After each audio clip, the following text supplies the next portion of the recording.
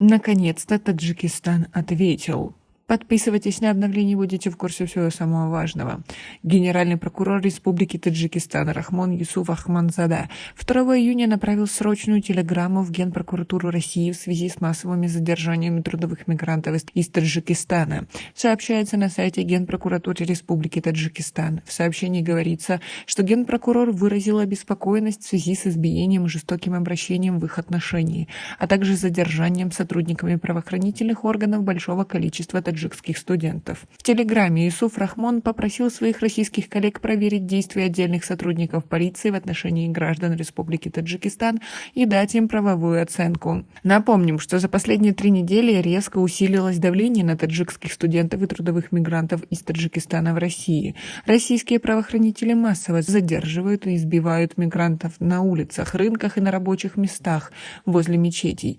Более 150 таджикистанцев были задержаны утром 30 мая около станции метро Митино в Москве. По данным, таджикские мигранты сообщили, что их подняли среди ночи и на 4 автобусах доставили в РОВД Митинского района.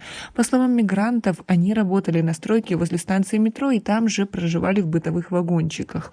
Днем ранее, 29 мая, в социальных сетях было опубликовано видео, на котором таджикских мигрантов выводят из школьного стадиона в Можайском районе Москвы.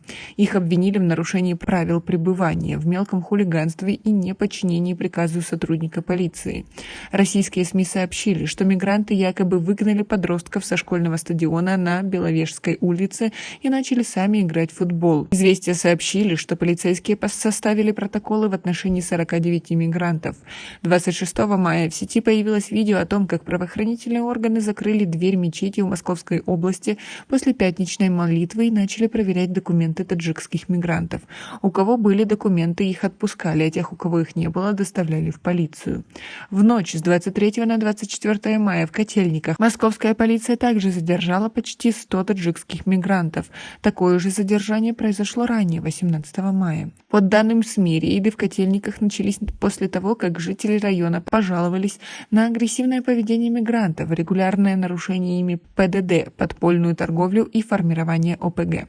Кроме этого, группа студентов из Таджикистана, обучающихся в техническом университете в Комсомольске-на-Амуре, сообщила, что ранним утром 19 мая бойцы ОМОНа вместе с сотрудниками ФСБ России пришли в общежитие, отключили камеры видеонаблюдения в здании и затем стали избивать студентов. ОМОНовцы отобрали у всех документы и телефоны и увели с собой 6 таджикских студентов, которых после допроса отпустили. В результате побоев около 15 студентов получили серьезные травмы. Им понадобилось лечение. Посольство Таджикистана в России лишь 26 мая на своей странице в Facebook опубликовало небольшое сообщение о том, что таджикские трудовые мигранты, задержанные 20 мая в районе Котельники Московской области, после проверки документов были отпущены. 24 мая посол России в Таджикистане Семен Григорьев был вызван в МИД страны. На встрече таджикская сторона выразила обеспокоенность коллективными арестами таджикских граждан под любым предлогом в России. Подобные мероприятия не соответствуют духу стратегического партнерства и союзнических отношений между Таджикистаном и Россией и могут нанести ущерб усилиям сторон по дальнейшему развитию сотрудничества в сфере образования, заявила таджикская сторона.